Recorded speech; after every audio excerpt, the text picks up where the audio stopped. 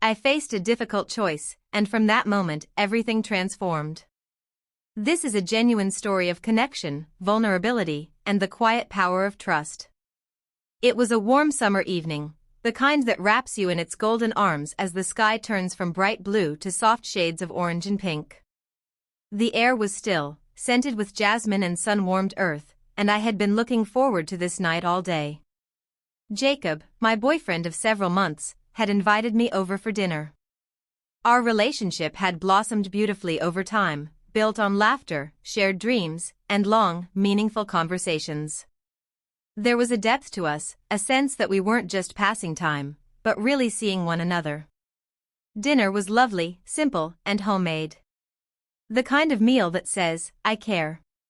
We savored each bite and enjoyed the quiet rhythm of conversation, occasionally broken by soft laughter and knowing smiles. Afterward, we moved into the living room.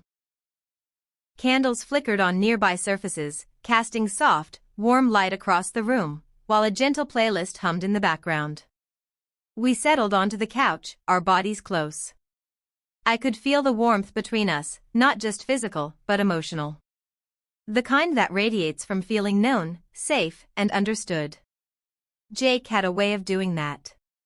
He made me feel seen without needing to say much at all. His presence was steady, his attention gentle and sincere. "Emily," he said quietly, his voice tinged with something tender, "I really enjoy our time together. You make me feel happy." His words touched something deep inside me. I smiled, feeling an unexpected swell of emotion. "I feel the same way, Jake," I replied softly. "You mean a lot to me." We sat in that moment for a while, the silence between us filled with something unspoken, yet deeply felt. I noticed the way he looked at me, his eyes filled with warmth, care, and something even deeper, trust. Not the trust of obligation, but of choice. "I feel so connected to you right now," I whispered. Jake brushed a strand of hair behind my ear, his fingers light, respectful, yet somehow grounding. "I feel it too," he murmured.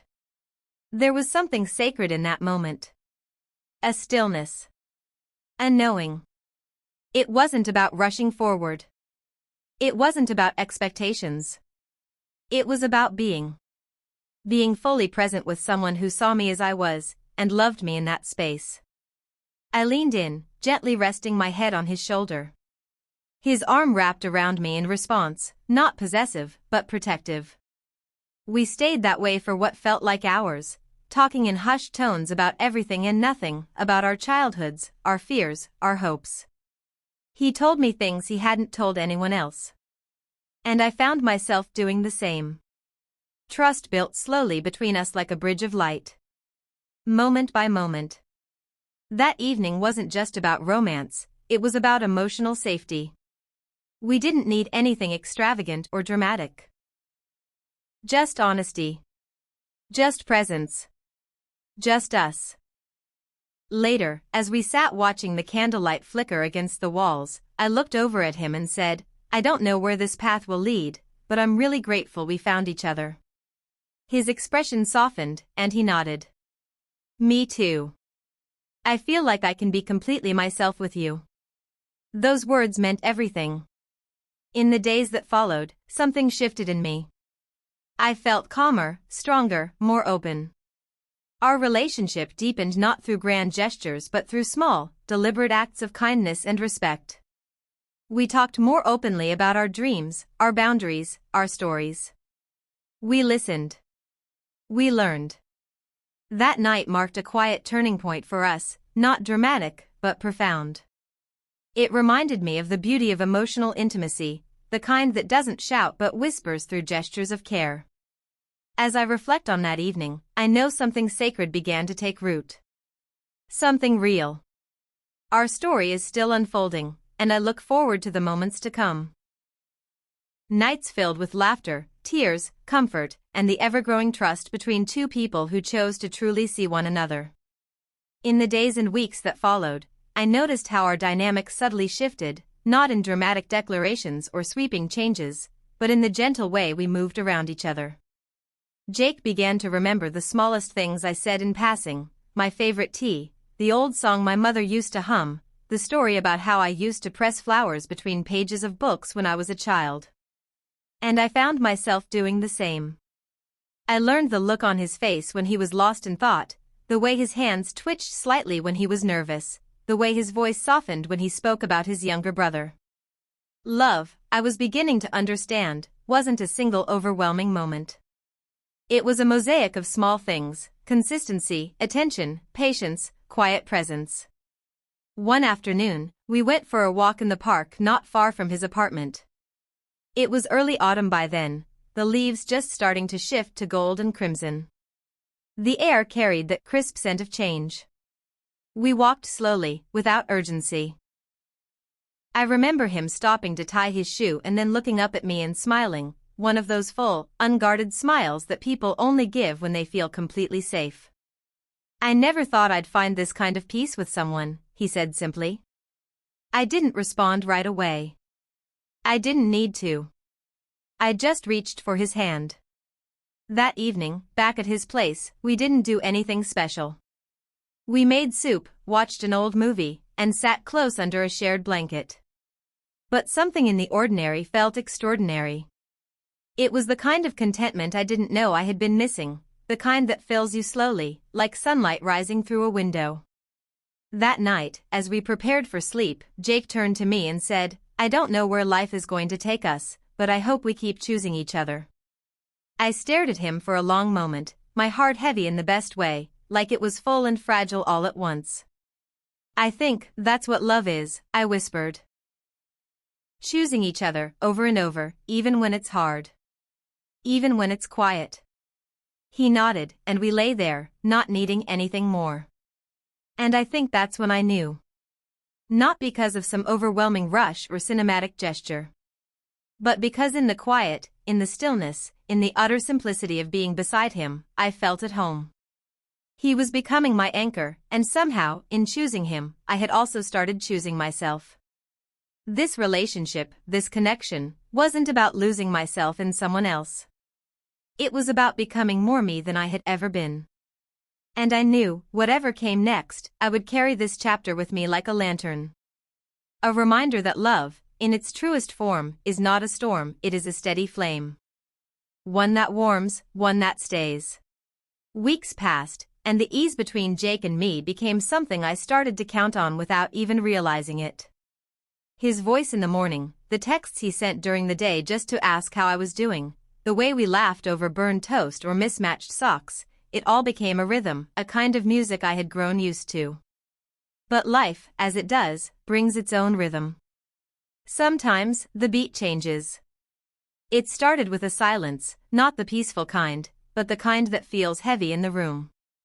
Jake had been distracted lately. He smiled, but it didn't reach his eyes. He asked how I was, but forgot to hear the answer.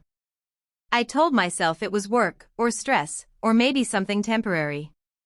But I felt the distance like a shadow stretching between us.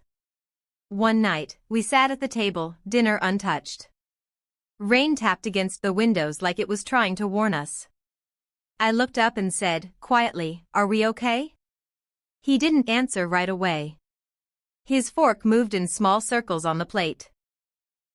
"I don't know," he finally said, his voice low. "Lately, I feel like I'm somewhere else. Not because of you. It's not about us. It's just me." And just like that, something inside me cracked, not because he was drifting, but because he was honest about it. Instead of panicking, I took a deep breath. "Then let's talk about where you are," I said. "Even if it's far from here." We spent the rest of that evening in raw, unpolished conversation. He opened up about pressures at work, fears about the future, the weight he carried quietly. I listened. Not to fix, but to understand. And when I spoke, I told him about my own fears, how I was afraid I'd grow invisible in someone's life again, how I'd once stayed in a relationship where my silence was mistaken for peace. That night, there were no candles, no music. Just rain. Just truth.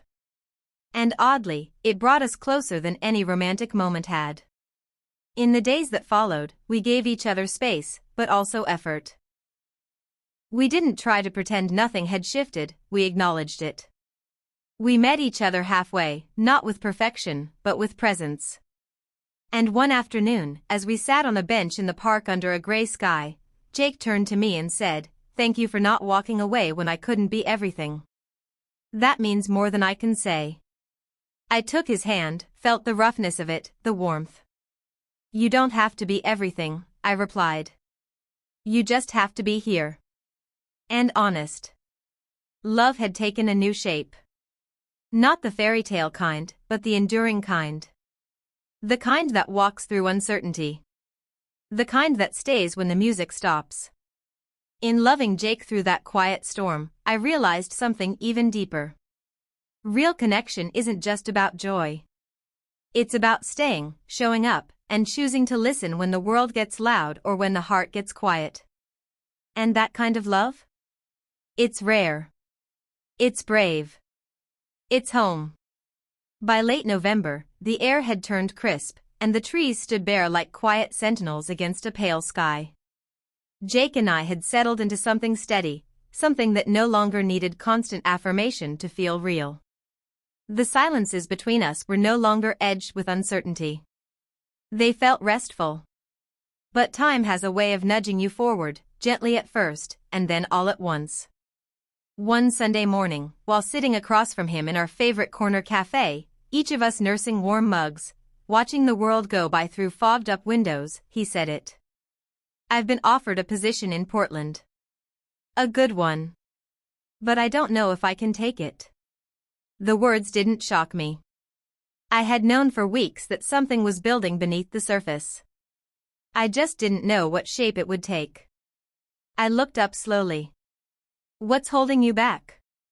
He met my eyes, hesitant. "You." There it was.